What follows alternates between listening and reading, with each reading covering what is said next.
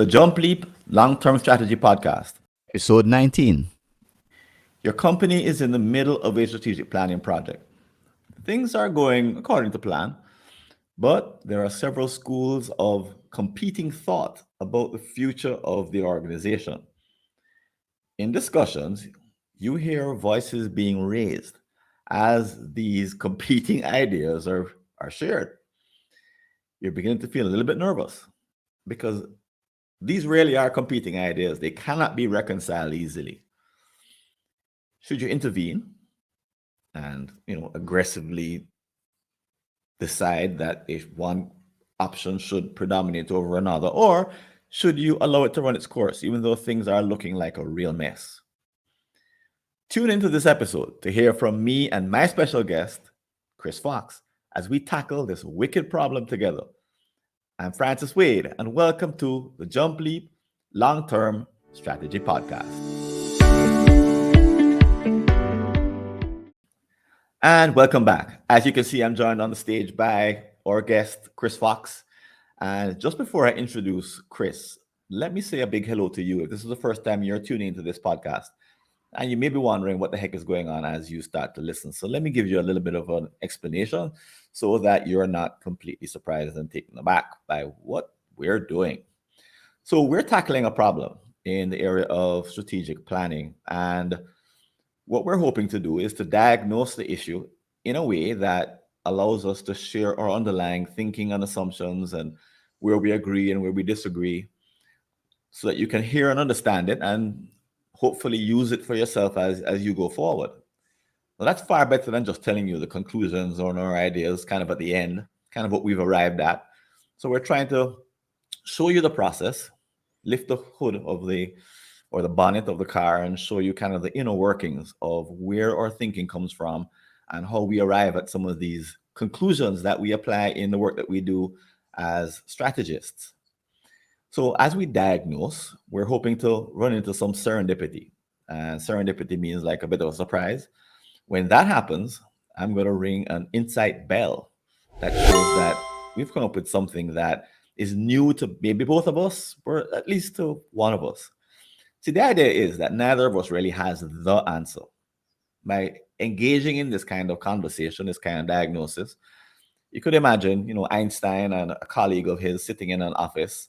They're having this deep discussion, going back and forth to the blackboard, talking about, what the different answers might be.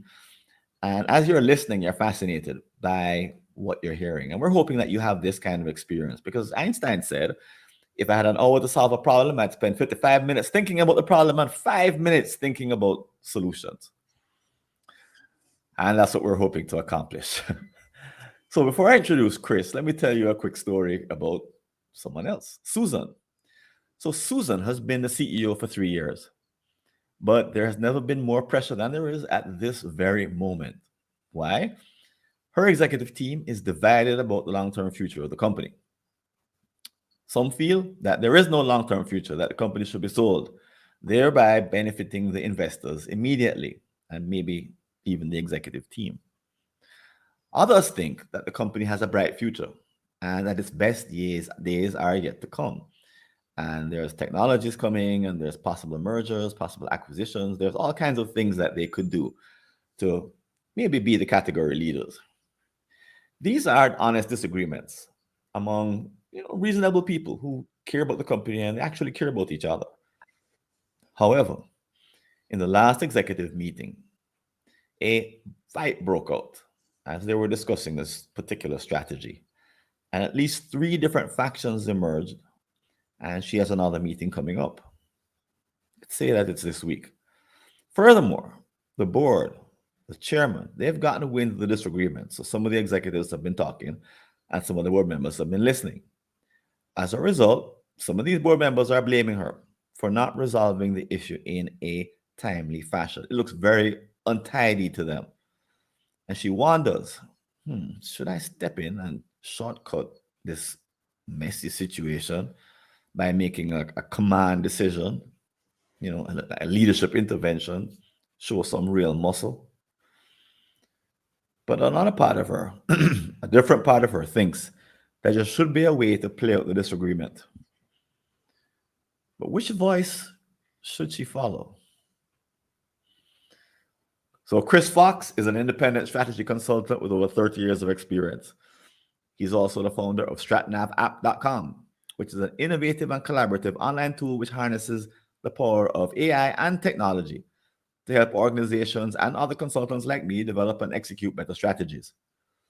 He also hosts Strat Chat, and that's a pound before the Strat Chat. Pound Strat Chat, the weekly international networking and learning event for anyone with an interest in business strategy. And as a member of Strat Chat and a user of StratNav app, I can endorse both of the above. And Chris, welcome to the show. Thanks very much, Francis. I'm really glad to be here, and I'm just really looking forward to getting stuck into this conversation. So thank you for having me. Great, fantastic. What do you think of the Susan story and her situation? Does it ring familiar to you any at all, or is... I think this is such a common scenario. All organizations, they go through phases where sometimes it seems like everything's going your way and the business is progressing nicely and everything's great, and then you go through phases where there's a level of change that you're just not comfortable with, and you realize something has got to change. And those situations, they are fundamentally messy. And that messiness is really, really uncomfortable.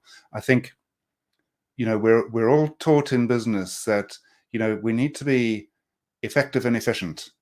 We need to move swiftly to the optimum answers at the least amount of cost. And there's an element of strategy that just isn't like that. It's messy and it's ambiguous.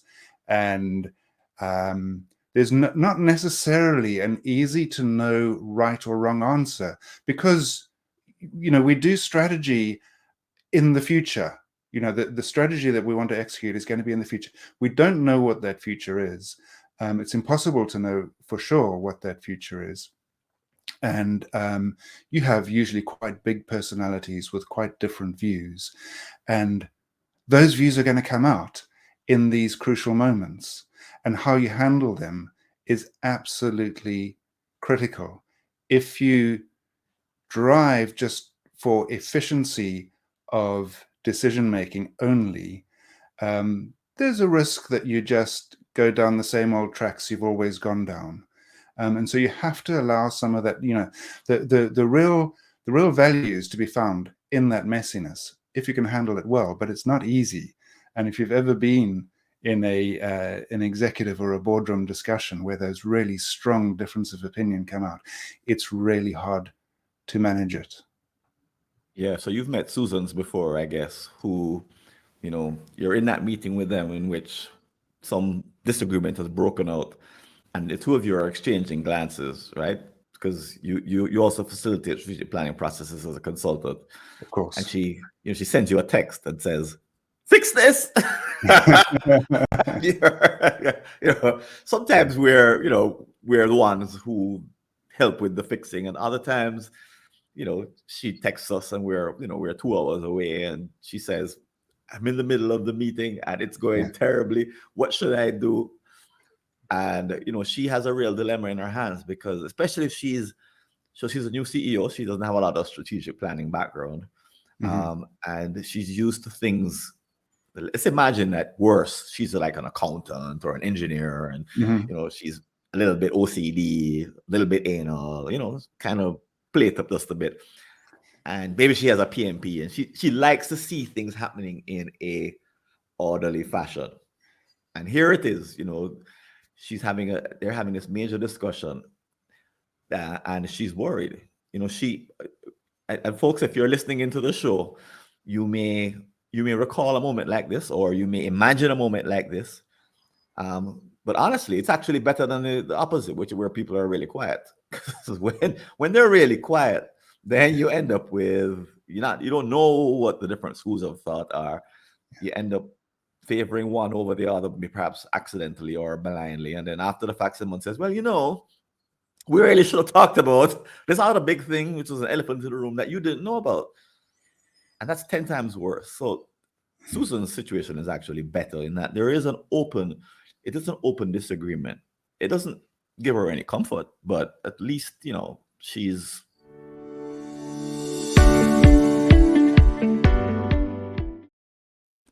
Hope you're enjoying this free excerpt from the JumpLeap Long-Term Strategy podcast.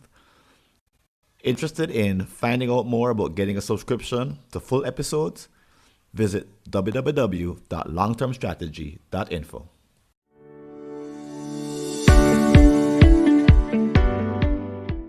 In the midst of a real, an honest argument. So it's not that people are being underhanded or wicked or anything. And as she observes it and she imagines the board members getting wind of it, she's thinking that it's a waste. So can you imagine her board members, Chris? What kinds of waste do you think that they're afraid of, like this might be incurring? Well, I mean, I guess that the first thing to worry about is how long is it going to take to resolve this? Because as you pointed out right at the beginning, there's a quick way to resolve this, right? And you can just, as the CEO, you can make a ruling, say, I've weighed up the arguments that you've made, and I've made a decision, and this is going to be it. And of course you can do that, and many people would do that, and probably most of us are aware of the consequences of doing that, in that, yes, you would get to a quick resolution and you'd get to action very quickly, but of course you risk alienating whoever's view you don't support. But actually, I think there's something in what you said earlier which is more important. So let's assume that the arguments are well-intentioned. So let's assume you're dealing with intelligent people who know the business and are not being mischievous, right? And that's not always the case. I mean, to be fair, you may find yourself in a situation where someone is not arguing from a position of personal integrity and the best interest of the company. Sometimes they do have ulterior motives, and you do have to be careful of that. But let's assume that in this case, they are all intelligent people who know the business well and are actually arguing from a position of trying to do what's best for the business. If that's the case, of course, although it might not appear to be this way when Susan's in the heat of the moment, of course she has a gift, because she has multiple options.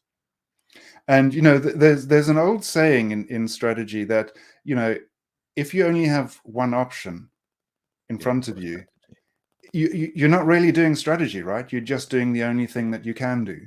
So the fact that there is competing views, as you said, is really a gift, and it's a question of, you're going to take the gift analogy too far, but how do you unwrap that to get the most value out of it without it taking too much time because the board is impatient? Or maybe what can you do to give the board sufficient comfort that they will give you a little bit of time, because you've been able to convey there's value in this process, and it's not a waste of time to argue and debate the different points of view and arrive at a conclusion.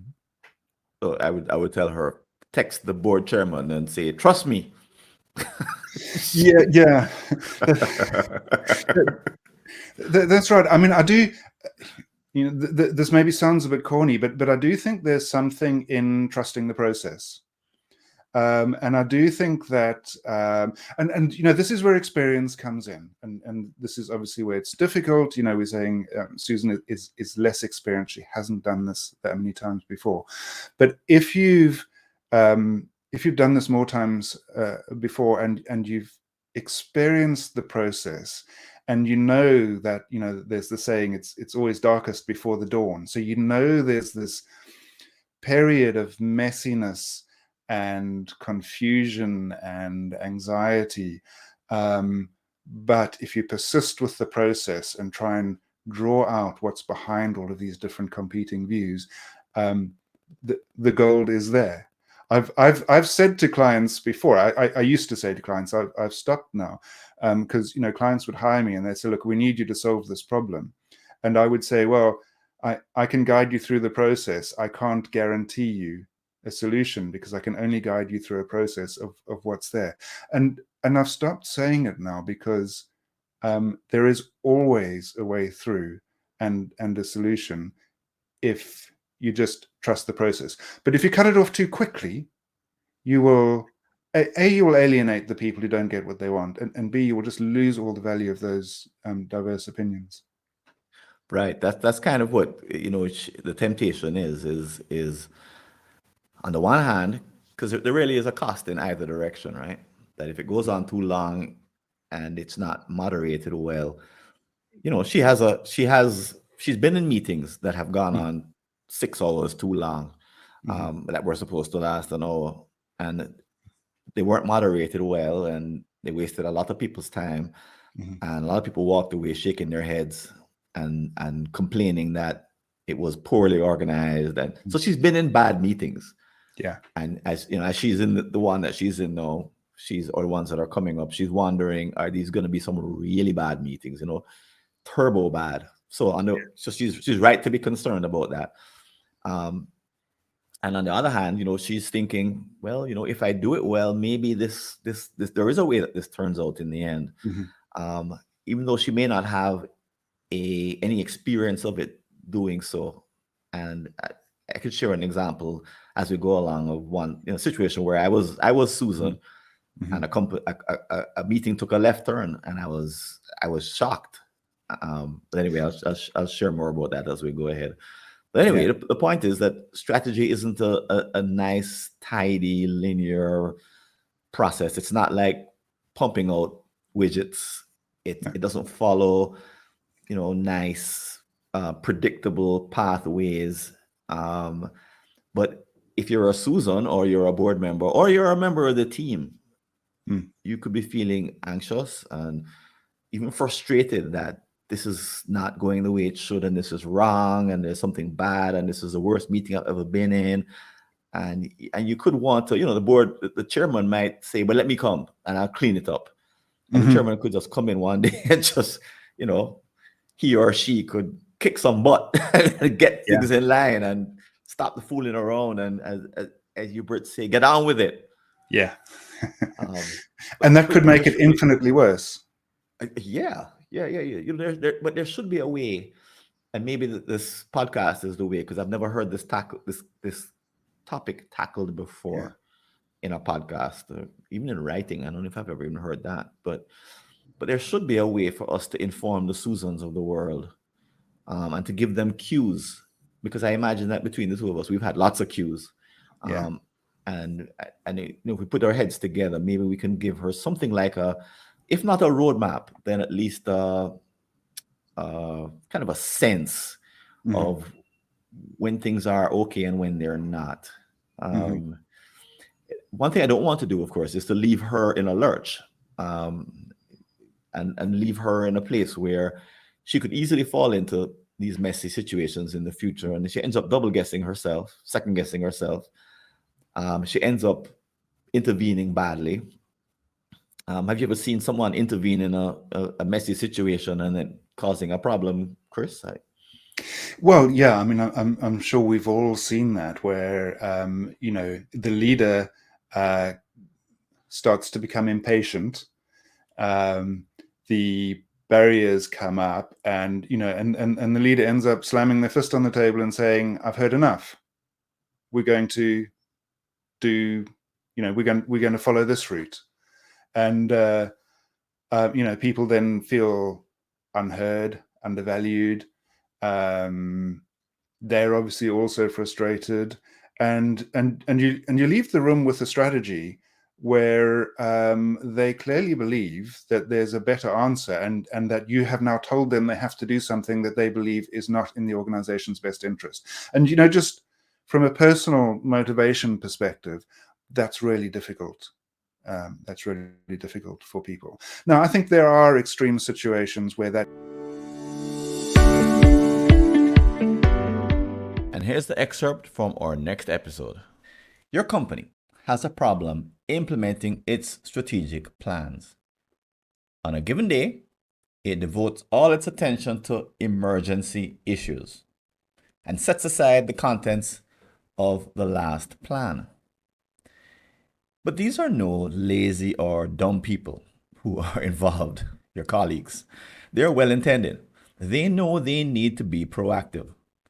But when it comes to implementing a strategic plan which drives daily actions, one that's filled with not just short term, but mid and long term projects, no one knows why more urgent items always get in the way. But you think there must be a way to make long term and mid term challenges more important now so that they get implemented.